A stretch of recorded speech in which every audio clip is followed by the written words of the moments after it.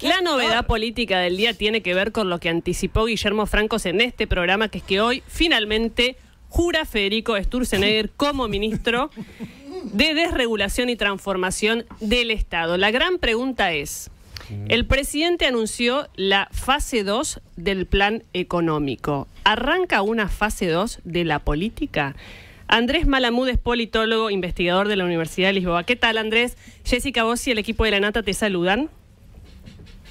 Hola, Jessica, equipo, ¿cómo andan? Bien, muy bien.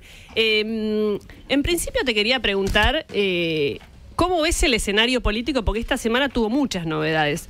Primero, lo que es una especie de planteo de Mauricio Macri, algunos dicen un inicial despegue, o marcarle la cancha al propio presidente Javier Milei. Después, bueno, hay un rediseño del gabinete y una idea de Milei de Pacto de Mayo que va a ser este lunes a la noche. Toda esa ensalada, ¿cómo la ves vos para vislumbrar lo que es la fase política del gobierno?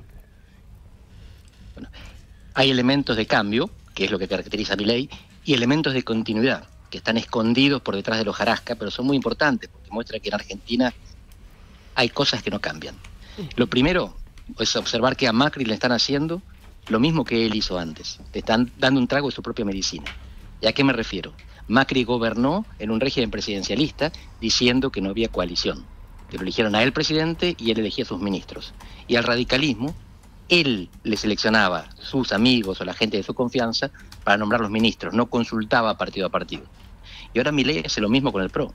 Designa a Sturzenegger, a Bullrich o a Toto Caputo sin consultar con el partido.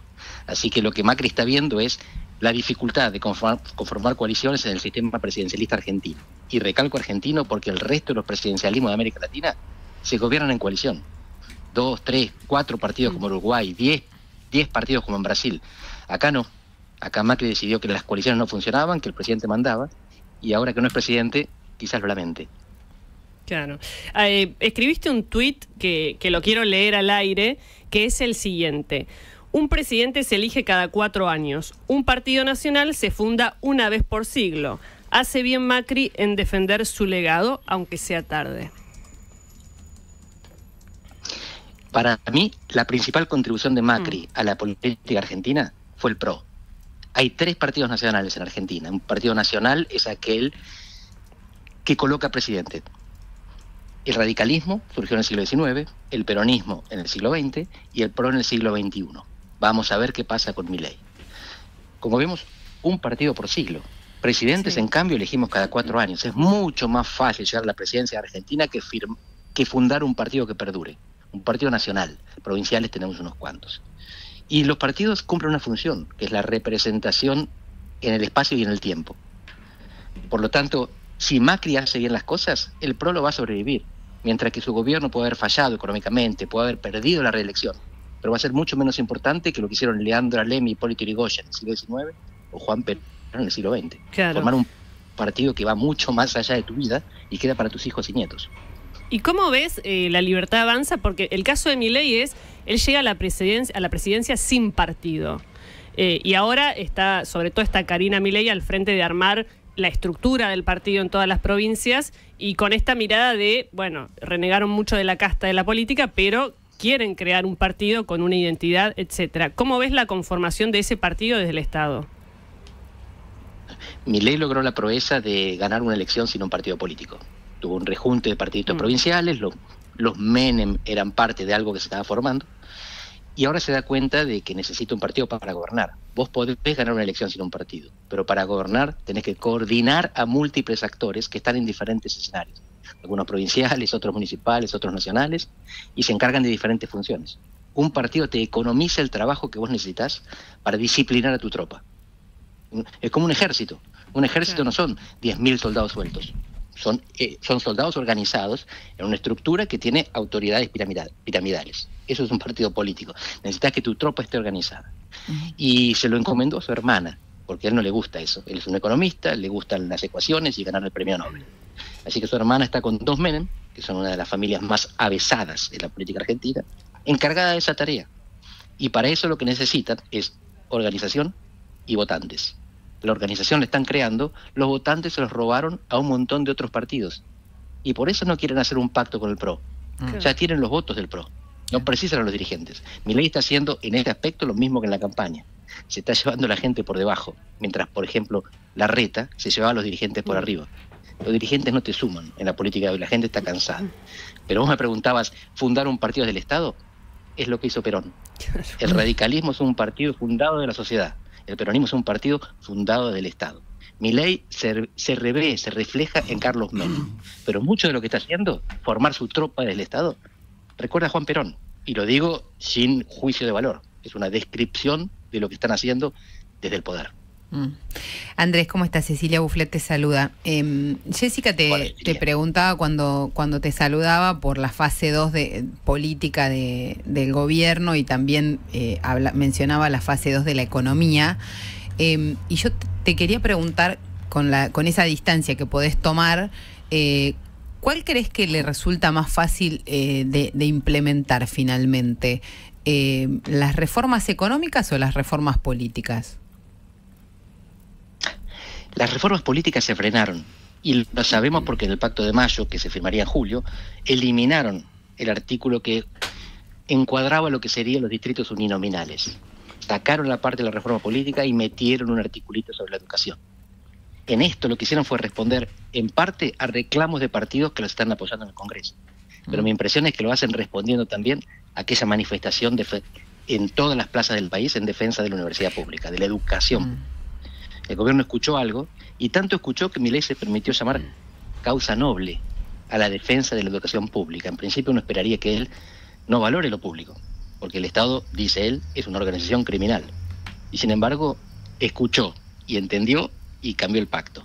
La reforma política hoy está, ni siquiera en Mario María, te diría que está congelada la parte del sistema uninominal, y quizás querrán avanzar por otro lado, que es la suspensión de las PAS. Eso, te agrego algo de información, el tema de el sistema uninominal ya está completamente afuera, es mucho menos ambicioso lo que pueden hacer porque no tienen los votos.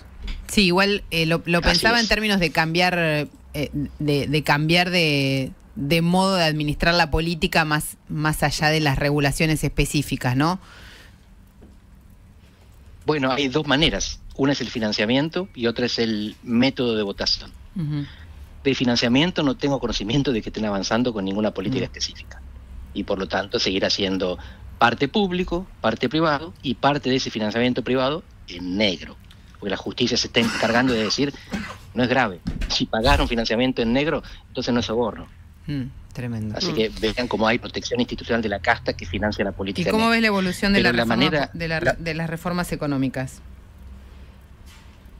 Bueno, no soy economista, pero voy a decir algo en favor de Sturzenegger. Sturzenegger es un economista muy reconocido, el segundo con más citas de Argentina.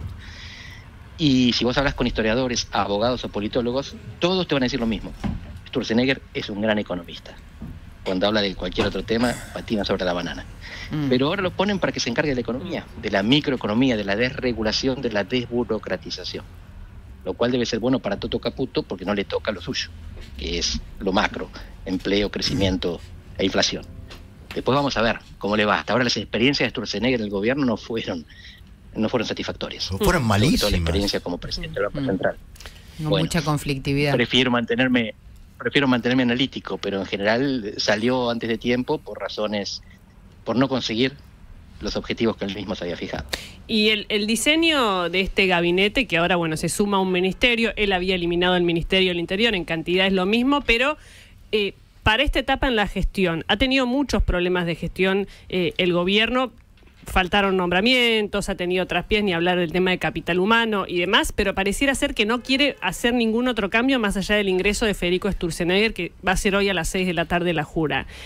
¿Lo ves con un proceso de aprendizaje en estos 6 meses en términos de gestión o crees que es un enigma eso? Me gustaría responder afirmativamente. Lo veo con mucho aprendizaje político. Lo veo con mucho menos aprendizaje administrativo. El gobierno mejoró políticamente porque entiende que tiene que recalcular objetivos y reprogramar adversarios y aliados. Eso lo aprendió. La ley bases, por propia impericia, no salió en febrero y la sacaron, si bien aguada, unos meses más tarde.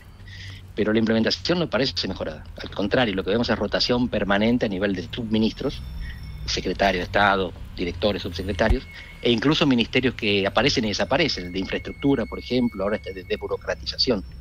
Pero eso es jurisdicción del presidente, él decide cuántos ministros tiene. Claro. Lo que yo no veo es una mejora en la calidad de implementación. El Estado no brinda mejores servicios que antes. La gestión por ahora es licuadora, motosierra, todo lo que sabemos de cortar.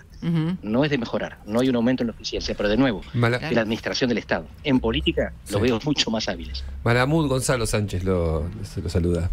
Hola, Gonzalo. Yo, más allá de lo puntual de la coyuntura, veo que aún así el formato elegido va dando resultado, en el sentido de que si llega a las legislativas del año que viene Milei de alguna manera con esta tolerancia social que es inexplicable por momentos, la verdad, pero que existe, la manera en que las clases populares todavía están fascinadas con Milei a pesar del ajuste, sin encontrar, es una percepción y no está basada solamente en la experiencia cotidiana, sin encontrar el rumbo claro o un poco a los tumbos o amalgamando una cosa con otra, aprovechando que el peronismo no tiene referentes y que el PRO está disgregado, el gobierno va. O sea, yo no veo que, más allá de las críticas que podamos hacerles una y otra vez, yo veo que si llegan les va a ir mejor legislativamente incluso. No sé, ¿qué lectura hace eso? El otro día estaba hablando con alguien muy cercano a Juan Grabois y me decía, a nosotros nos conviene que a este gobierno le vaya bien, porque si a este gobierno le va mal, alienta la resistencia, el retorno de Macri y el retorno de Cristina, y nosotros queremos alentar la renovación, y para eso lo que necesitamos es apuntar a un futuro post-Milei. Necesitamos que a Milei le vaya bien para poder ir después de Milei, no antes de Milei. Así que fíjense que es difícil imaginarse a alguien más adversarial para este gobierno que Juan Grabois. Sin embargo, en toda la oposición que aspira al futuro, se escucha este comentario. No son el club del helicóptero. Todos pretenden que a Milei le vaya bien en sus propios términos. Le dijo un equilibrio fiscal que permita reconstruir el Estado. No que haga lo que había... No los órganos, no los niños, no la extinción del Banco Central. Es simplemente recuperar el equilibrio fiscal, que es algo con lo que estábamos de acuerdo 20 años atrás, porque eso era la baña. Estuvimos de acuerdo y lo perdimos. Y Néstor Kirchner. No es revolucionario el equilibrio fiscal, exactamente. Claro. Andrés, la última, porque sé que tenés un compromiso.